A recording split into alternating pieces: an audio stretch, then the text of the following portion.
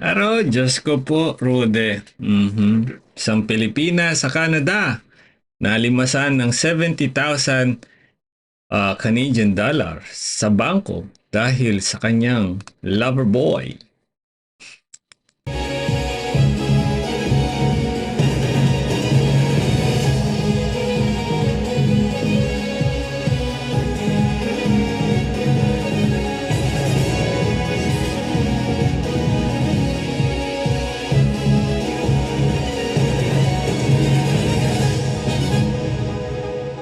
Too much love will kill you, ika nga nila, no? Too much trust will kill you as well. Ito ang storya ng isa nating kababayan, broken hearted, umibig sa taong hindi pa niya nakikilala. Ay naku. Isa pong Pinay ang nanlumo matapos mabiktima ng tinatawag na romance scam at nalimas po ang kanyang pera sa bangko.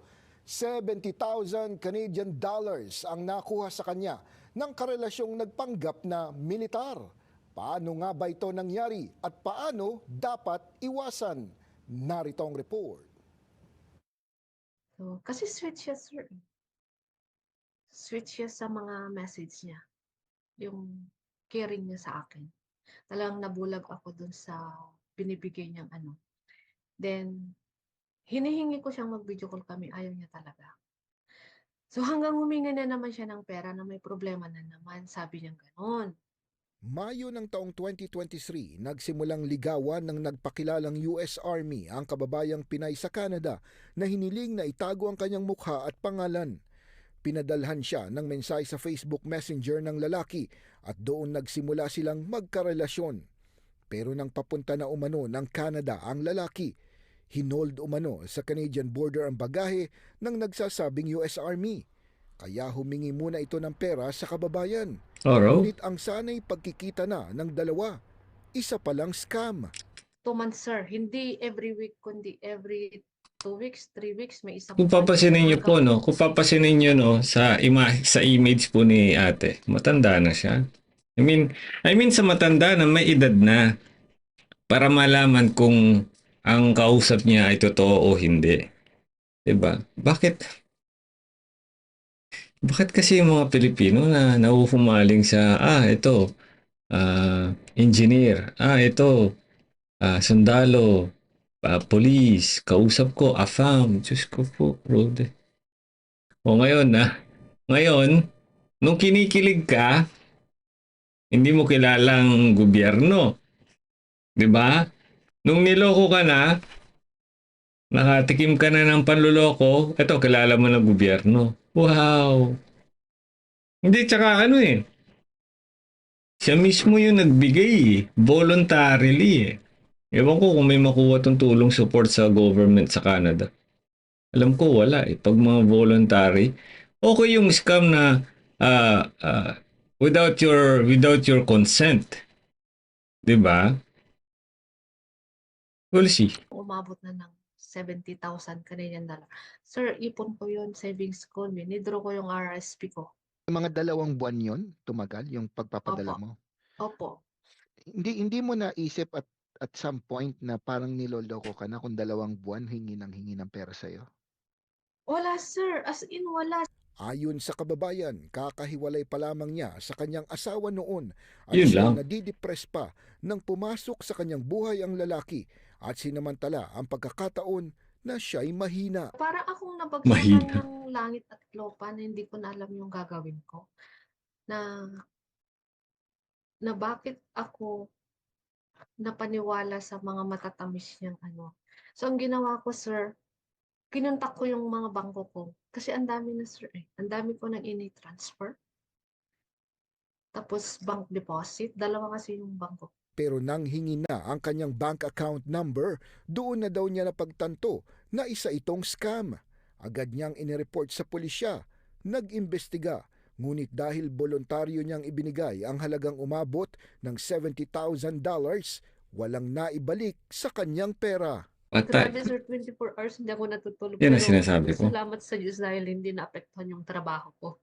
Punta ako sa trabaho, uwi ako, doon na naman ako mag-iiyak. Yung gusto ko talagang sabi ng anak ko, "Ma, pera lang 'yan, puwede nating kitain. Huwag mong huwag mo namang saktan yung sarili mo." Ayon sa Canadian Anti-Fraud Center, patuloy na dumadami ang nabibiktima ng tinatawag na romance scam. Mula noong 2017, mahigit pa sa triple ang itinaas sa halagang nakuha mula sa mga kababaihang biktima sa Canada.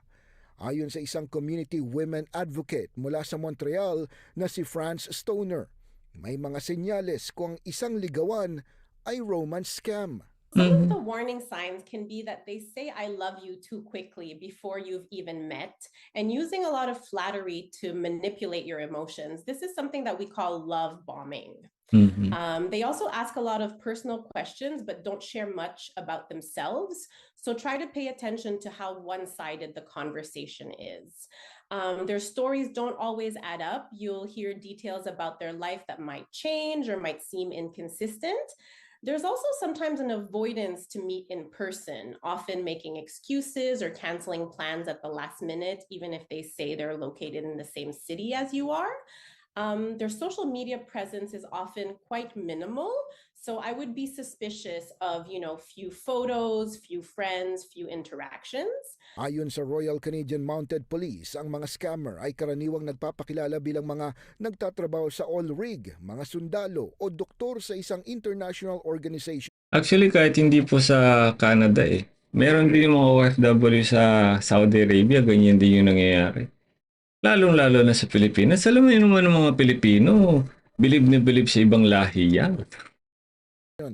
Karaniwan din anila sa mga dahilan ng mga scammer sa paghingi ng pera ay travel expenses, medical emergency, pambayad sa utang, sa visa o pambayad sa border para sa bagahe tulad ng nangyari sa kababayang Pinay. And they often push for the conversations to be on private messaging apps quite quickly. They'll discourage you from talking to your friends or family about the relationship, which is a big, big, big red flag.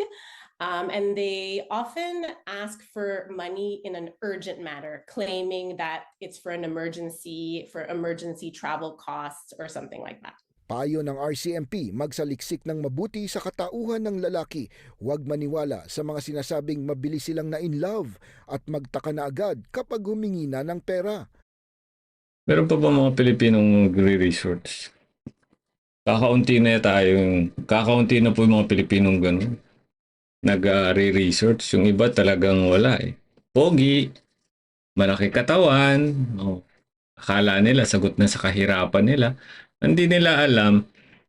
Pansinin nyo, no, yung mga AFAM na ngayon na nanloloko. Ibig sabihin, walang pera yung mga AFAM. Oh, walang pera yung mga AFAM kaya niloloko na yung ating mga kababayan. Kaya, Diyos ko naman. Papaliwanag pa ba tayo? Magbibigay pa ba tayo ng tawag dito?